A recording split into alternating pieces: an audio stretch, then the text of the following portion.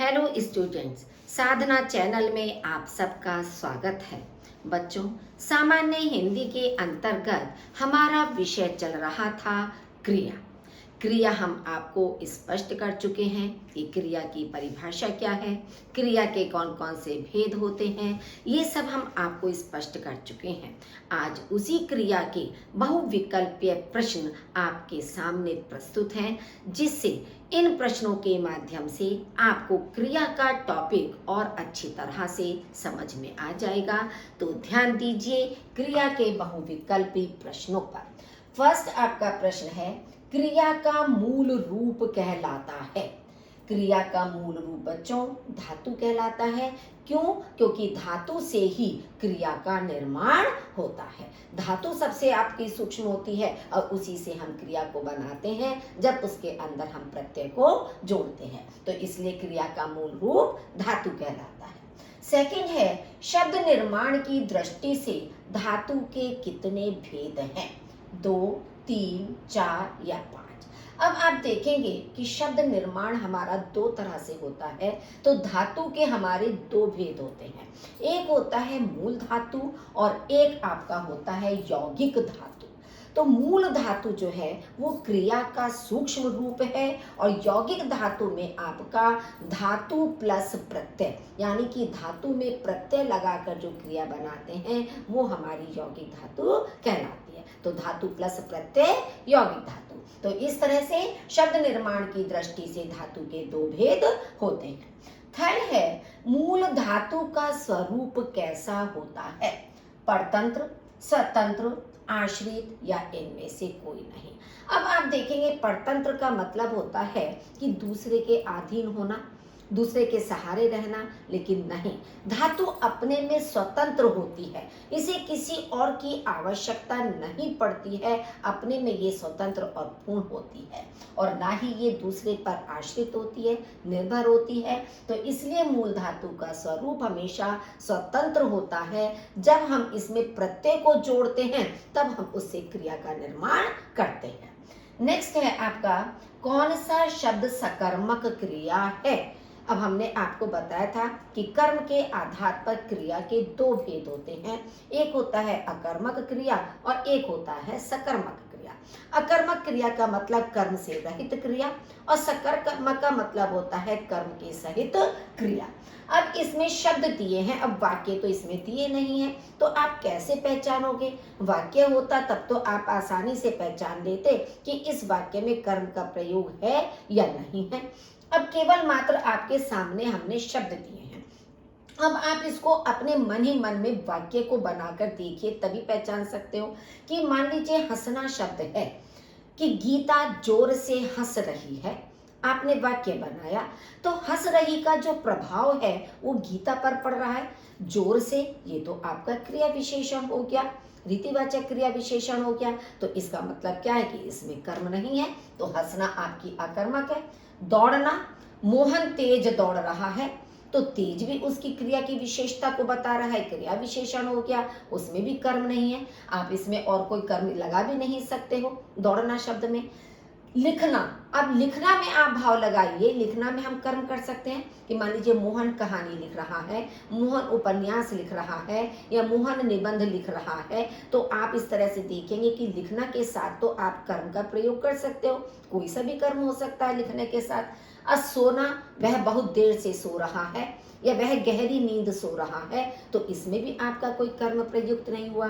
तो इस तरह से हंसना, दौड़ना, सोना, ये तीनों आपकी अकर्मक क्रिया हैं और लिखना आपकी सकर्मक क्रिया है, क्योंकि जब हम वाक्य में प्रयोग कर रहे हैं तो इसमें हमारे कर्म का प्रयोग हो रहा है। जिस क्रिया की रचना संज्ञा, सर्वनाम अथवा विशेषण के आधार पर की जाती है उसे क्या कहते हैं? स्टूडेंट्स, इस तरह की परिभाषा की बेस पर भी आपके प्रश्न पूछे जाते हैं और ये हमने आपको परिभाषा बताई थी। किसकी बताई थी? नाम धातु क्रिया की बताई थी। क्योंकि संज्ञा सर्वनाम और विशेषण के आधार पर नाम धातु क्रिया बनती है। जैसे हमने आपसे कहा था कि रंग शब्द है तो उससे रंगना आपका बन गया है, बात है तो बतियाना आपका बन गया है, आप है तो अपनाना बन गया है। तो इस तरह से चाहे संज्ञा हो, चाहे सर्वनाम हो, चाहे विशेषण हो, उसमें जब हम आना प्रत्यय का प्रयोग करते हैं तब उससे हमारी नाम धातु क्रिया बनती है। मीरा जोर से हंसी, यह वाक्य किस प्रकार की क्रिया का उदाहरण है? अब आप देखेंगे जोर से हंसी। अब जोर से ये शब्द तो आपका क्रिया विशेषण को बता रहा है कि रीतिवाचक क्रिया उसका हंसने की प्रक्रिया आपकी प्रकृति बता रहा है, तो इसलिए हंसने का प्रभाव मीरा पर पड़ रहा है। और मीरा क्या है? कर्ता है। तो जहां क्रिया का प्रभाव कर्ता पर पड़ता है वहां अकर्मक क्रिया होती है, तो इसलिए हमारा ऑप्शन होगा अकर्मक क्रिया। क्योंकि प्रेरणार्थक क्रिया में तो किसी को प्रेरित करके काम करवाया जाता है, सकर्मक क्रिया में कर्म का होना अनिवार्य है, और द्विकर्मक क्रिया में जब सकर्मक क्रिया नहीं है तो द्विकर्मक क्रिया होने का मतलब ही नहीं उठता कि दो कर्म उसमें कहां से होंगे। तो इसलिए हमारा सही ऑप्शन होगा अकर्मक क्रिया। नेक्स्ट है राम विवेक से पत्र लिखवाता है। अब क्रिया पर ध्यान दीजिए, लिखवाता है। इस वाक्य में क्रिया का कौन सा रूप है?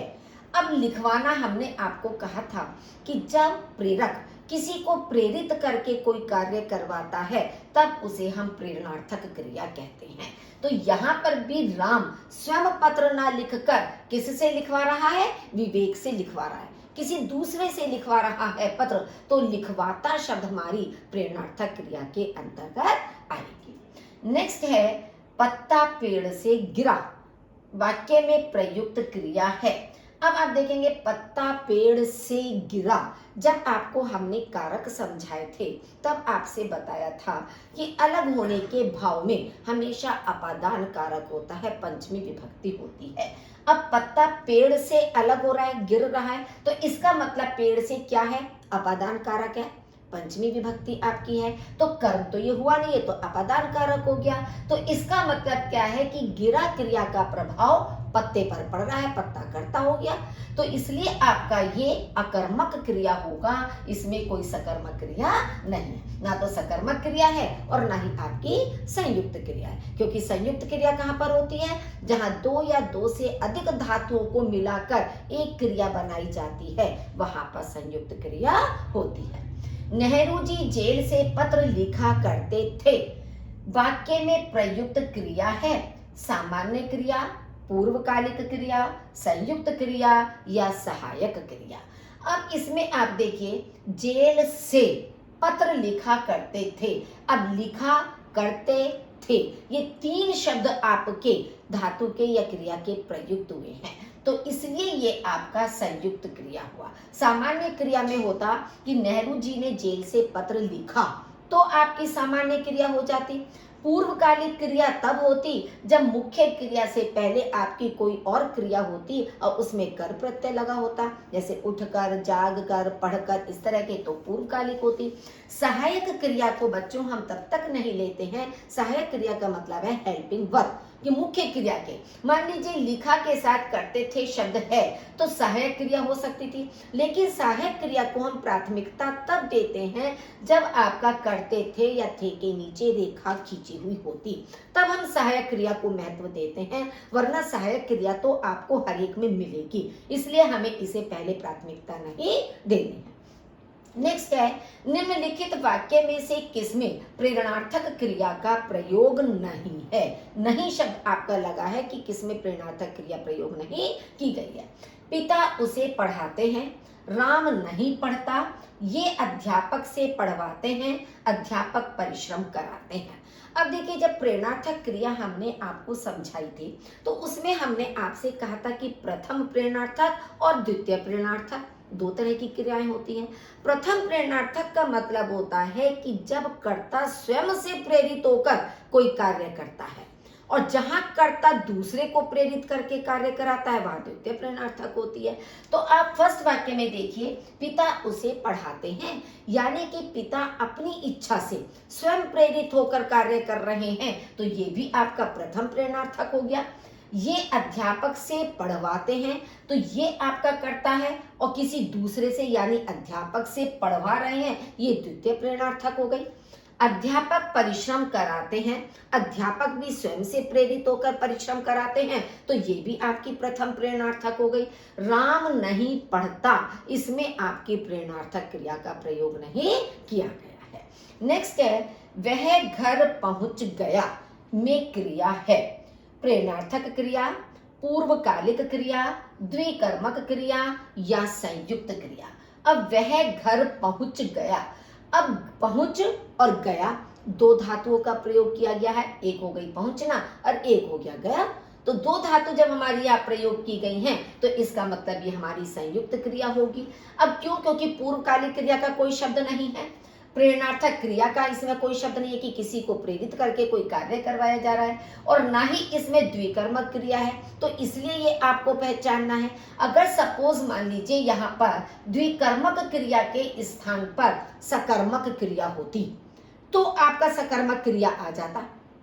क्यों? क्योंकि घर आपका कर्म दिया हुआ है, और जो जाने के अर्थ में हमेशा हमारा कर्म कारक होता है, द्वितीय विभक्ति होती है, तब तो आपका ये कर्म हो जाता है। लेकिन यहाँ पर सकर्मक क्रिया नहीं दी है, द्विकर्मक दी है, तो दो कर्म यहाँ पर नहीं है, तो ये तीनों तो हमारे इसमें कहीं प्रयुक्त ही नहीं है, तो इसलिए हमारी संयुक्त क्रिया ही इसका राइट ऑप्शन होगा। नेक्स्ट है राम भोजन करके सो गया। इस वाक्य में कौन सी क्रिया निहित है? नाम बोधक क्रिया, पूर्वकालिक क्रिया, सहायक क्रिया या यौगिक क्रिया। अब देखिए नाम बोधक क्रिया कौन सी होती हैं कि जब हम संज्ञा और विशेषण शब्दों के साथ किसी क्रिया का प्रयोग करते हैं, ठीक है, तब वहां पर हमारी नाम बोधक क्रिया होती है। अब पूर्वकालिक क्रिया क्यों?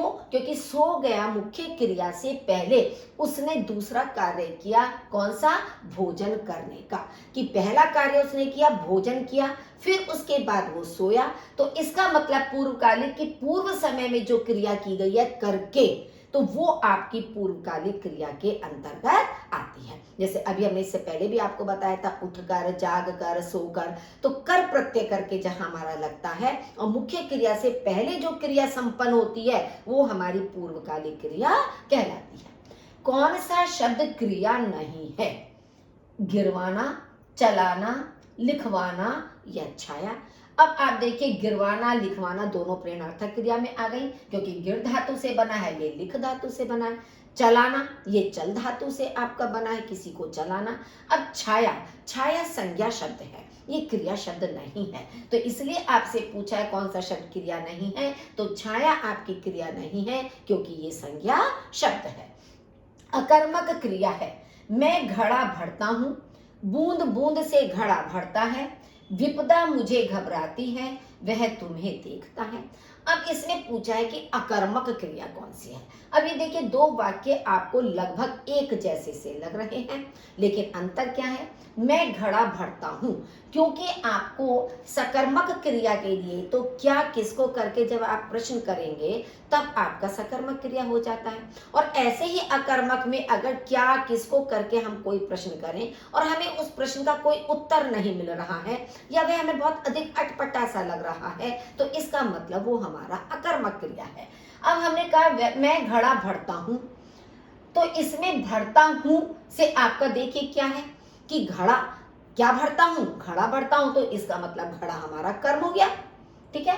विपदा मुझे घबराती है, क्या घबराती है? विपदा मुझको, तो मुझे और मुझको एक जैसे शब्द हैं, ये हमारे कर्म कारक के होते हैं, द्वितीय विभक्ति के रूप हैं, तो मुझे भी आपका कर्म दिया हुआ है। वह तुम्हें देखता है, अब तुम्हें कह लो या तुमको कह लो, तो ये भी आपके कर्म के रूप में प्रयुक्त है। बूंद बूंद से घड़ा भरता है, घड़ा कैसे भरता है?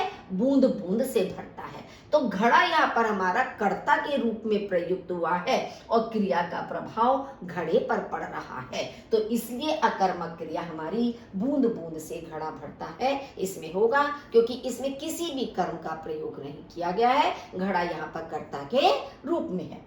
निम्नलिखित में से कौन सा विकल्प सजातीय क्रिया का उदाहरण है? सजातीय का मतलब होता है एक जैसी जाति का, जैसे वह क्रिकेट खेलकर सो गया। अब खेलकर सो गया ये तो पूर्वकालिक क्रिया हुई, क्योंकि सोने क्रिया से पहले उसने क्रिकेट खेला, तो खेलकर पूर्वकालिक क्रिया हो गई। राजा अपराधी को दंड दिलवाता है। दिलवाता शब्द आपका प्रेरणार्थक क्रिया हो गई, क्योंकि राजा अपराधी को दंड दिलवाता है, मतलब किसी से दिलवाता है, ठीक है, चाहे कानून से दिलवाता है या जिससे भी है, तो ये प्रेरणार्थक क्रिया हो गई। ममता खाना खाती है। अब खाना आपका कर्म है, तो ये सकर्मक क्रिया हो गई आपकी। विजय ने स्नातक की पढ़ाई पढ़ी। अब आप देखेंगे पढ़ाई और पढ़ी ये दोनों आपके पढ़ धातु से बने हैं, एक जैसी धातु से बने हैं, क्योंकि पढ़ धातु से ही पढ़ाई शब्द है और पढ़ी शब्द भी है। तो ये हमारे सजातीय शब्द कहलाते हैं कि लड़ाई लड़ी, पढ़ाई पढ़ी, ठीक है। तो इस तरह के शब्द जब हमारे आते हैं तो वो सजातीय क्रिया के अंतर्गत होते हैं। निम्नलिखित में कौन सी क्रिया द्विकर्मक नहीं है? राम ने मोहन को पैसा दिया। अब मोहन को एक कर्म हो गया और पैसा ये दूसरा कर्म हो गया, तो ये मोहन को पैसा दोनों में कर्म आपके हो गए। सेठ मुनीम को वेतन देता है। अब किसको वेतन देता है? मुनीम को। क्या देता है? वेतन देता है। तो मुनीम को और वेतन ये भी दोनों आपके कर्म हो गए। पिता ने पुत्र को पुस्तक दी। अब पिता ने किसको पुस्तक दी? पुत्र को। क्या दी? पुस्तक दी। तो पुस्तक और पुत्र यहाँ भी आपके दोनों कर्म हो गए। माँ नौकर से भोजन बनवाती है। अब यहाँ पर भोजन तो कर्म है, लेकिन यहाँ पर हमने पूछा है द्विकर्मक, तो भोजन एक ही कर्म है, क्योंकि नौकर से मतलब बनवाती है, यानी कि ये प्रेरणार्थक क्रिया हो गई कि स्वयं खाना न बनाकर नौकर से खाना बनवा रही है, तो ये हमारी प्रेरणार्थक क्रिया है। तो इसलिए इसमें हम कहेंगे द्विकर्मक क्रिया का प्रयोग नहीं किया गया है। नेक्स्ट है निम्नांकित में अकर्मक क्रिया है। फिर देखिए उसी तरह के शब्द आ गए कि जहां हमें वाक्य को बनाकर सोचना है कि अकर्मक क्रिया किसमें है। लिखना, पढ़ना, नाचना, देखना। अब लिखना में तो हमने पीछे भी आपको बताया था कि आपको निबंध लिखना, कहानी लिखना, उपन्यास लिखना कोई भी हो सकता है, तो ये सकर्मक क्रिया हो गई। इसी तरह से पढ़ना कि मोहन पुस्तक पढ़ रहा है, मोहन कहानी पढ़ रहा है, मोहन निबंध पढ़ रहा है, तो पढ़ना भी हमारी सकर्मक क्रिया हो गई है। देखना, राम पिक्चर देख रहा है या राम नुमाइश देख रहा है, तो वहां भी आप कर्म का प्रयोग कर सकते हो, कोई भी चीज देखने की हो सकती है। नाचना, नाचना के साथ क्या किसी कर्म का प्रयोग किया जा सकता है? नहीं। हम अगर इसको ये तो कह सकते हैं कि सीता बहुत अच्छा नाचती है, सीता बहुत अच्छा नृत्य करती है, तो हम दोनों रूपों में प्रयोग कर सकते हैं, इसको विशेषण के रूप में भी और क्रिया विशेषण के रूप में भी। तो इसलिए यहाँ पर ये अकर्मक क्रिया होगी, क्योंकि इसमें हम किसी भी कर्म का प्रयोग नहीं कर सकते या इसमें कर्म का प्रयोग नहीं किया जा सकता। मैं घर जाता हूं, इस वाक्य में मुख्य क्रिया की पहचान करनी है, क्योंकि देखिए वाक्य में एक मुख्य क्रिया होती है और एक हमारी सहायक क्रिया होती है। अब वैसे अगर हम कहें, मान लीजिए यहाँ पर हूं शब्द रेखांकित होता, तो ये आपकी सहायक क्रिया हो जाती। अब आपसे पूछा है मुख्य क्रिया कौन सी है, तो मुख्य क्रिया आपकी जाता, क्योंकि मैं तो आपका कर्ता हो गया और हूं आपकी सहायक क्रिया हो गई, तो जाता जो शब्द है ये आपकी मुख्य क्रिया है, यानी कि इंग्लिश में जिसको आप मेन वर्ब कहते हैं। कर्म की दृष्टि से क्रिया के कौन से भेद हैं? अकर्मक और सकर्मक, एक कर्मक और द्विकर्मक, संयुक्त प्रेरणार्थक नाम धातु या पूर्वकालिक, या इनमें से कोई भी नहीं। अब आपसे पूछा है कर्म की दृष्टि से, तो कर्म की दृष्टि से बच्चों दो ही भेद होते हैं, अकर्मक और सकर्मक। क्यों? क्योंकि बाकी ऑप्शन पर भी ध्यान केंद्रित कीजिए, क्योंकि एक कर्मक और द्विकर्मक जो है ये सकर्मक क्रिया के भेद हैं, तो इसलिए ये आपके नहीं हो सकते। संयुक्त प्रेरणार्थक नाम धातु पूर्वकालिक, ये रचना की दृष्टि से आपके क्रिया के भेद हैं, तो कर्म की दृष्टि से अकर्मक और सकर्मक ही आपके भेद होते हैं। उठाना क्रिया का अकर्मक रूप है। अब उठवाया, उठवाया तो आपका प्रेरणार्थक धातु का रूप हो गया, प्रेरणार्थक क्रिया हो गई, ठीक है। उठाएगा ये सकर्मक क्रिया का, कि वह बोझा उठाएगा। वह सामान उठाएगा, तो ये आपकी सकर्मक क्रिया का रूप हो गया। उठाया, ये भी सकर्मक में कि उसने वजन उठाया या उसने पलंग उठाया या उसने कुर्सी उठाई, कुछ भी कर सकते हो, तो इसमें भी आपका कर्म का प्रयोग हुआ, तो ये भी सकर्मक क्रिया हो गई। उठना शब्द जो है वह देर से उठ रहा है या वह देर से उठा, ये आपकी अकर्मक क्रिया होगी, क्योंकि इसके साथ किसी भी कर्म का प्रयोग नहीं हो सकता है। नेक्स्ट है क्रियार्थक संज्ञा की पहचान करें। क्रियार्थक का मतलब है क्रिया का अर्थ देने वाली संज्ञा। हमें सत्य बोलना चाहिए, झूठ मत बोलो, वर्षा हो रही है या टहलना स्वास्थ्य के लिए अच्छा है। अब आप देखिए, बोलना चाहिए तो आपकी क्रिया है, लेकिन सत्य शब्द तो क्रिया नहीं है कि ये सत्य शब्द जो है वो क्रिया के रूप में प्रयुक्त हो, वो नहीं आपका हो रहा है। झूठ मत बोलो, तो झूठ भी आपका संज्ञा वैसे है, आपका झूठ शब्द भी क्रिया नहीं है, केवल संज्ञा है आपका। वर्षा हो रही है, तो वर्षा भी आपका क्रिया के रूप में प्रयुक्त नहीं है। लेकिन जो टहलना शब्द है, टहल रहे हैं, टहला, ये जो टहलना शब्द है ये आपका क्रिया है, और इस क्रिया को हमने संज्ञा की तरह से प्रयोग किया है कि टहलना स्वास्थ्य के लिए अच्छा है। तो इस तरह के शब्द जो है हमारे, वो क्रियार्थक संज्ञा के अंतर्गत आते हैं। निम्नलिखित में से किस विकल्प में नाम धातु क्रिया है? हंसना, पढ़ाई, चलता या हत्याना। ये बच्चों तीनों हंस, पढ़ और चल, ये तीनों धातुओं से आपके बने हुए हैं, तो इसलिए ये नाम धातु क्रिया नहीं है। नाम धातु क्रिया क्योंकि हमारी संज्ञा, सर्वनाम, विशेषण में प्रत्यय जोड़कर बनाई जाती हैं, वो नाम धातु होती हैं। तो हथियाना में हाथ शब्द में आना प्रत्यय जोड़कर हथियाना जो बना है, ये आपकी नाम धातु क्रिया होगी। किसी पूर्ण क्रिया से पहले आने वाली क्रिया को कहते हैं पूर्वकालिक क्रिया, क्योंकि ये हम बार बार आपको बता रहे हैं कि पूर्ण क्रिया से यानी कि मुख्य क्रिया से पहले जो क्रिया होती है वो हमारी पूर्वकालिक क्रिया होती है। जैसे वह पढ़कर सो गया, तो सो गया मुख्य क्रिया है, उससे पहले उसने पढ़ाई का कार्य किया, तो पढ़कर शब्द हमारी पूर्वकालिक क्रिया होगी। इसमें कोई संयुक्त क्रिया नहीं, संयुक्त क्रिया तो आपकी सब लास्ट में ही होती है। नाम धातु क्रिया भी आपकी मुख्य क्रिया से पहले नहीं होती है, वो भी मुख्य क्रिया के रूप में ही प्रयुक्त होती है, और नहीं आपकी अपूर्ण क्रिया। किस वाक्य में पूर्वकालिक क्रिया नहीं है? नितिन उठकर फिर सो गया। अब यहां पर देखिए, उठकर पूर्वकालिक क्रिया है आपकी, ठीक। गीता नहाकर अस्पताल गई, नहाकर, ये भी आपकी पूर्वकालिक क्रिया है। किसान ने खेत जोतने के बाद बीज डाला। अब देखिए, थोड़ी इसकी लैंग्वेज चेंज करती है। या तो हम इसको ये कह सकते थे कि किसान खेत जोतकर, या किसान ने खेत जोतकर बीज डाला, हम ये कर सकते थे जोत कर, तो आप आसानी से पहचान लेते। लेकिन बात तो वही है कि बीज डालने से पहले उसने खेत जोतने का काम किया, पहले एक काम किया फिर उसने बीज डाले, तो ये भी हमारी पूर्वकालिक क्रिया है। योगी उठता है और फिर सो जाता है। अब इसमें हमने दो वाक्यों में ही बना दिया है, तो इसलिए ये आपकी पूर्वकालिक क्रिया नहीं होगी। नेक्स्ट है आपका, निम्न विकल्पों में से सकर्मक क्रिया का चयन कीजिए। फिर वही आपके शब्द आ गए, लेटना, सोना, पिघलना, तड़पाना। अब लेटना कि वह बहुत देर से लेटा हुआ है या वह लेटा रहता है, तो इसमें आपका कोई कर्म नहीं आ सकता। सोना, वह देर तक सोता है, तो इसमें आपका कोई कर्म नहीं आ सकता। पिघलना, बर्फ पिघल रही है, ठीक है, तो इसमें आपका कोई कर्म नहीं आ सकता। तड़पाना, तड़पाना का मतलब किसी को तड़पाना, चाहे किसी जीव को तड़पाना हो कि हम किसी जीव जंतु को, किसी पशु पक्षी को परेशान कर रहे हैं तो उसको तड़पाना हो, या किसी असहाय व्यक्ति को तड़पाना हो, तो तड़पाना क्रिया के साथ हम कर्म का प्रयोग कर सकते हैं, तो इसलिए ये हमारी सकर्मक क्रिया होगी। संयुक्त क्रिया के भेद हैं 5, 7, 9 या 11। संयुक्त क्रिया के 11 भेद होते हैं।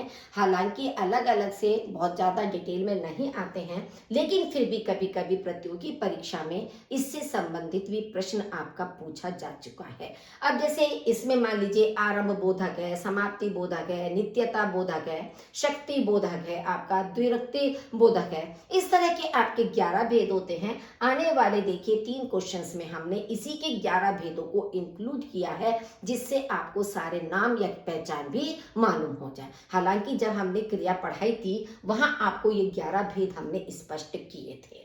अब देखिए, वर्षा समाप्त हो चुकी है।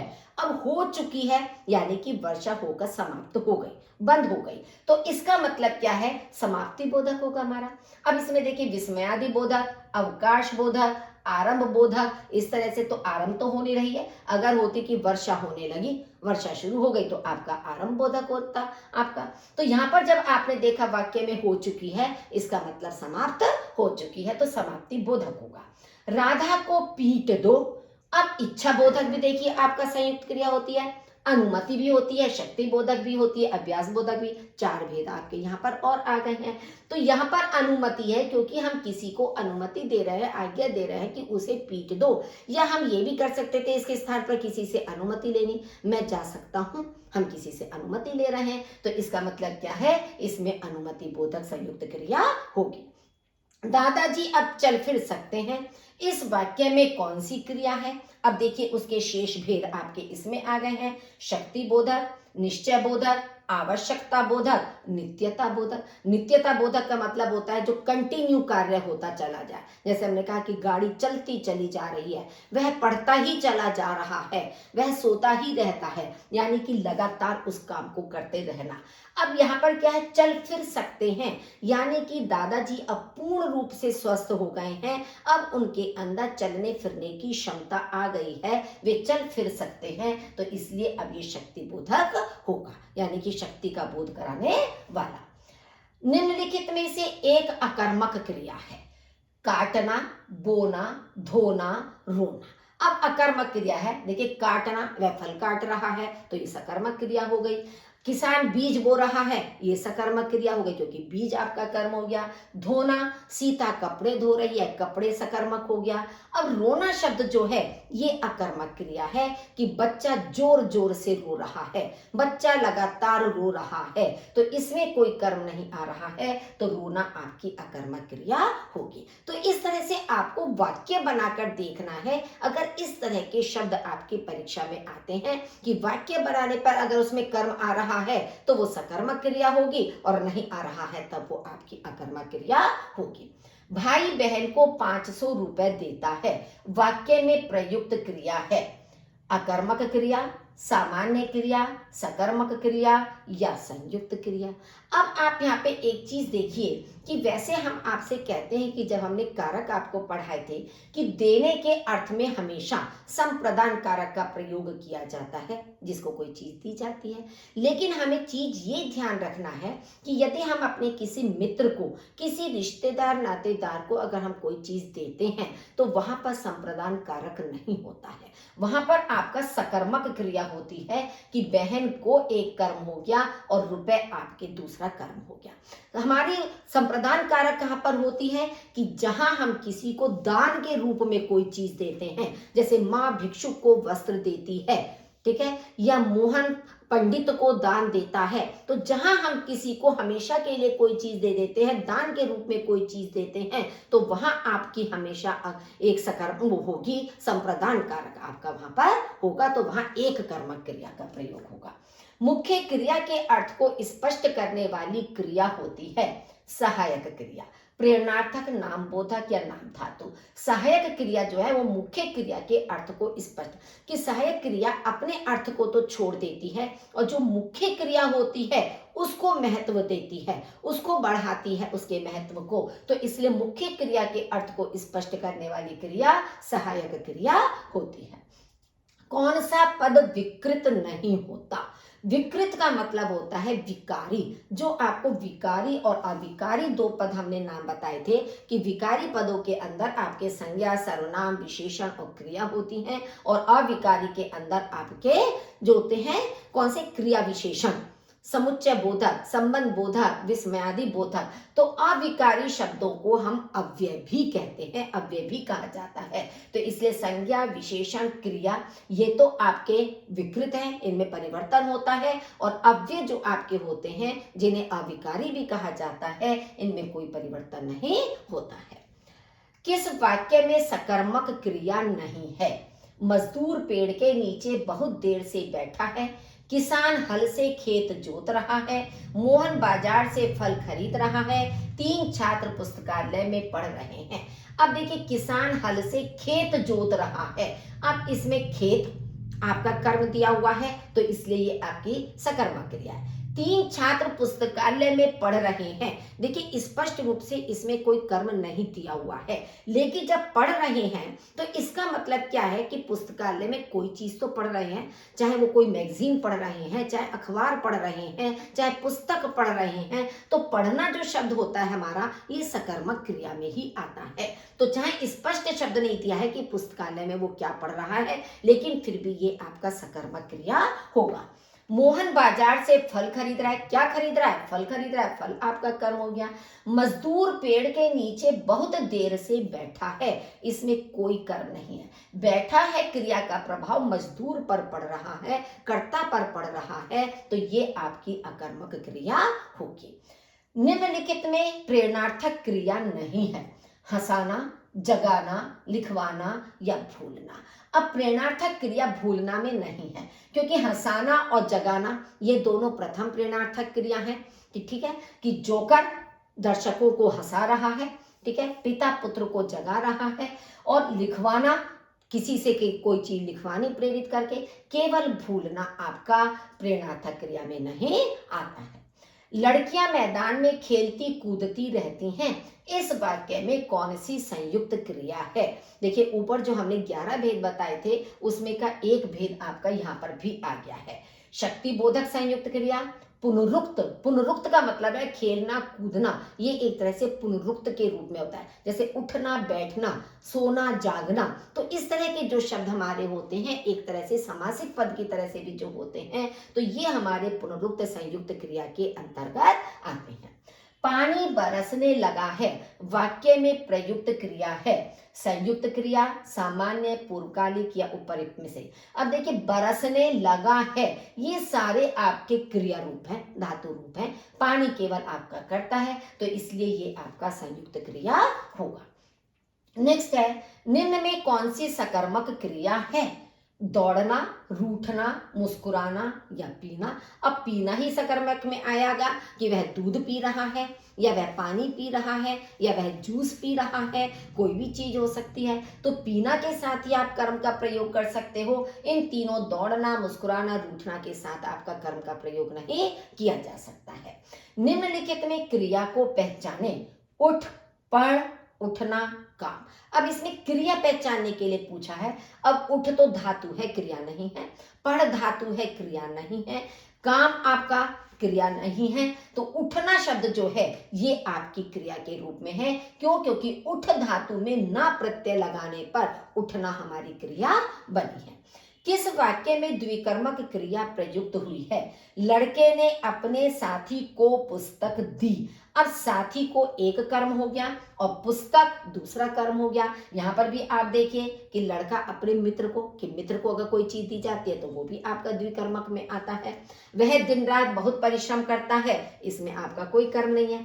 मैंने दुकान से फल खरीदे, ये आपका एक कर्मक क्रिया हो गया फल। उसने एक रोचक कहानी पढ़ी, कहानी, ये भी आपका एक कर्मक क्रिया हो गई। तो इस तरह से इस वाक्य में आपके 2 कर्म या द्विकर्मक क्रिया का प्रयोग किया गया है। तो स्टूडेंट्स, इस तरह से आज आपका क्रिया का चैप्टर कंप्लीट हो गया, और क्रिया के साथ साथ जो हमारे विकारी पद थे, चारों विकारी पद हमारे यहाँ पर आज समाप्त हो गए हैं। आशा करती हूँ कि चारों पद आपको समझ में आ गए होंगे। अब नेक्स्ट क्लास आपकी अविकारी पद या अव्यय की होगी, उसको फिर आप देखिए। तो सुनने के लिए आप लोगों का बहुत बहुत धन्यवाद।